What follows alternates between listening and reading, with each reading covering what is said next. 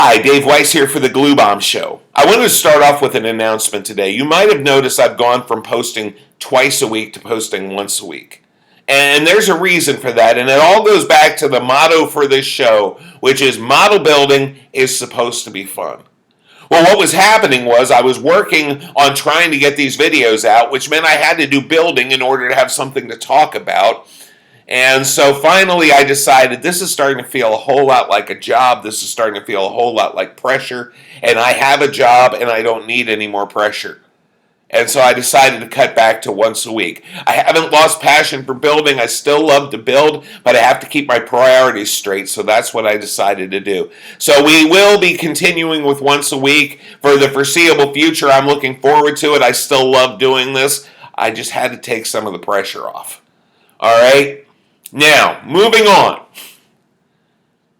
I want to talk a little bit today about building in community. So here's what happened. I've been working on the Grumpy's Toy Vega, the 72 Vega from MPC that round 2 is just repopped, and it's a pretty nice kit. I'm having a good time with it. But I ran into a problem. See, I was going through the instructions because I'm doing the painting and I'm trying to get all the pieces painted so I can put them together nicely and everything. And I noticed that they have it set for 2 seats. Now, I never thought that a drag car would ever have 2 seats because why on earth would you think you're going to take a passenger down a drag strip at 150, 200 miles an hour, right? But then I had another thought. This is pro stock. As in stock. So maybe 2 seats were required. So I put a little note out there just to a couple people. One guy I know who's a competitive model builder and who has been involved with the Vegas for a long time. I thought maybe he would know. And he sent me back some good information. But he also said he wasn't totally sure, but he thought they needed 2 seats. So he directed me to another guy, a guy who I've met before. But what I didn't realize was this guy worked for a while for one of the legends of drag racing. Now, it wasn't Grumpy Jenkins, but this guy still had a pretty intimate knowledge of that car. And he started sharing details with it, and we had this great conversation online, just talking back and forth about this car. He started sending me all these pictures. I had another question on painting, because the one downside of this kit is it has no painting instructions. The only thing it tells you what color to paint is at the very beginning, it says to paint the, what would be the brake drums, essentially, flat black. And then at the very end, it tells you to paint the strip around the bottom of the body red, which was also a useful piece of information because the picture on the box art, it looks black.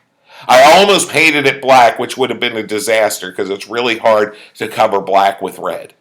So, another friend, Ken, who I talk about on here from time to time, he sent me a ton of pictures of this car from all different angles. He also sent me pictures of the interior, which did, in fact, show that it had 2 seats. And that was really nice, except for one thing. Everything that I painted black now needed to be painted aluminum. But fortunately, I didn't have the whole thing put together when I asked my questions. The point being this. There is a wealth of information out there in the model building communities online. And the thing is, these guys are all really willing to help you out and give you what they know. And so one of the things I recommend for today is, especially if you're a young builder or a new builder, go out and get on a couple of those Facebook groups or whatever groups you want to get on. Because what you'll find there is very knowledgeable people who are really willing to help. So that's my tip for today. Make sure you're on a couple model building groups and just put your questions out there. It's great. I mean, I have so many cool details about this car now that it's going to be a much better build than it would have been if I had just kept to myself and did it my way. Again, sometimes keeping to yourself and doing it your way is fine, but this particular kit I want to build as a replica to a car that was really cool. So, I want to paint it as exact as possible, build it as exact as possible. So that's my tip for today. Get on a couple communities and ask your questions and make some friends because there's some really cool people out there building models. All right, take care, guys. Have a great day. And remember, model building is supposed to be fun.